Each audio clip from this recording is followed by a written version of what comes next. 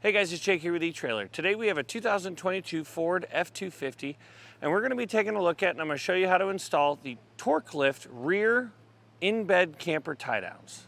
These are going to be a great sturdy option to be able to tie down the rear end of your in-bed camper.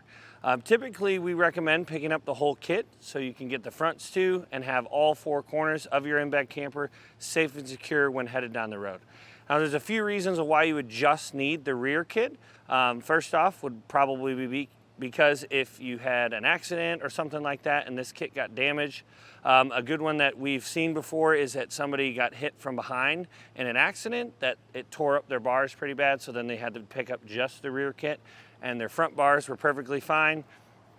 Another reason is if the configuration of your bed is a little funky where the camper can't be tied down from the outside on the front and just on the rear, I would definitely recommend putting these on the rear over the style that comes out of your bed. The front of your camper may require the in-bed ones and vice versa. If the rear ones require it, then I would still recommend just picking up the front brackets. This is just going to be a much more stout way and a safe way to tie down your camper. To begin our installation, we need to first assemble our rear bracket. Because we're putting this on an F250, we're going to have to put this spacer block here on the end. It just helps take up a little bit more space inside the hitch. Because this bracket will be installed, this section will be sliding in the hitch. We're going to take our fish wire, slide it down through this hole, come out the end, and we're going to slide over this lock washer or star washer, and then thread on one of our 1/2-inch bolts.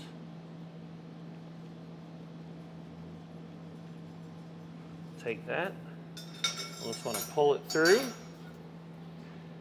and you want to carefully take this off because you'll have to use this fish wire for both sides.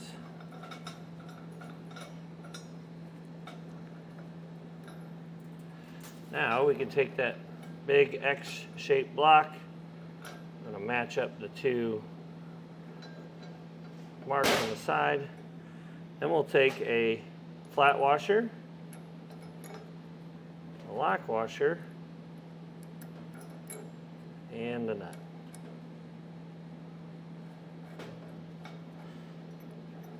And this bolt is strictly to hold that spacer plate in place. We're going to tighten and torque this to the specifications and the instructions. Now if you don't have a torque wrench, we have some available on our website, or you can typically rent one from your local auto parts store.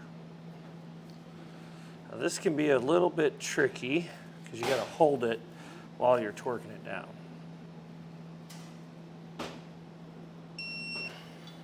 Now we'll just simply take our bracket, slide it into our hitch.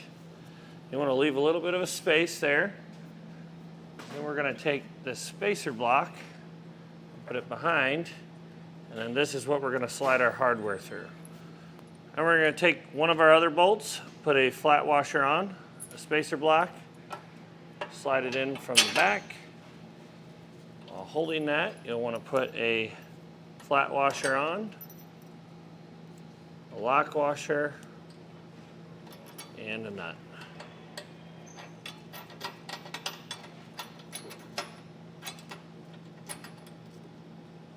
Now we need to tighten and torque this hardware to the specifications and the instructions.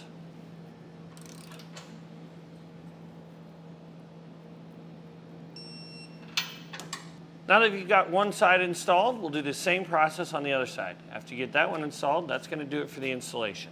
Well guys, hopefully this video was able to help you decide whether or not the TorkLift rear camper tie downs are right for you and your in-bed camper.